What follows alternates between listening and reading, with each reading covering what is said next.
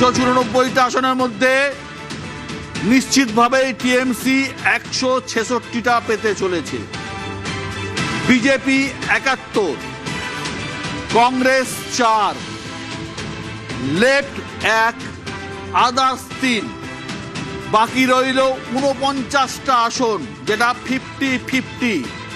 আমি যদি ধরে নিলাম এই 50-50 আসনের মধ্যে আরো 50-50 ভাগ করে দিই বিজেপি আর তৃণমূল কংগ্রেসের মধ্যে, তাহলে তৃণমূল কংগ্রেস এসে দাঁড়াচ্ছে, আমি ধরে নিলাম যে আমি 25টা যদি ভাগ করে দিই তাহলে দাঁড়াচ্ছে 25 আর 60 দাঁড়াচ্ছে 181, তাই তো? যোগটা ঠিক বললাম তো?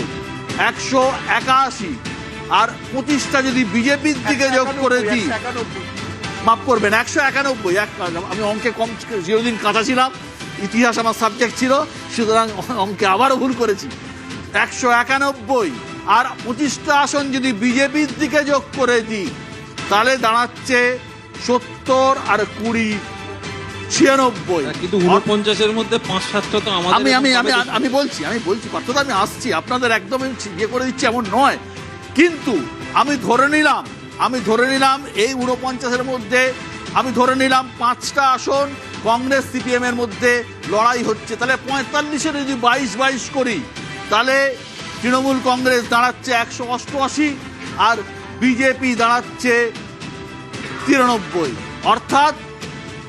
অর্থাৎ আমাদের অ্যাসেসমেন্ট, আমাদের হিসাব বলছে নীলাদ্রিদার কথাই মোটামুটি একটু হলেও সঠিক দেখতে যাচ্ছে, বিজেপি ট্রিপল ডিজিটে পৌঁছচ্ছে না আমাদের অ্যাসেসমেন্ট, কিন্তু বিজেপি অনেকের থেকে ভালো ফল করছে, অন্যান্য বারের থেকে ভালো। 3 ছিল 2016-এ, 2021-এ 77 হয়েছিল, আমাদের অ্যাসেসমেন্ট 90-এর কোঠায় পৌঁছে যাচ্ছে, এটা আমাদের অ্যাসেসমেন্ট। আবার এই ভোট যদি সুমনের কথা অনুযায়ী এসআইআর এর মতো গণভোটে পরিণত হয় তাহলে এই 191 কোথায় গিয়ে থামবে, যেটা নীলাদ্রিদাও বলছেন, সেটা আমাদের জানা নেই।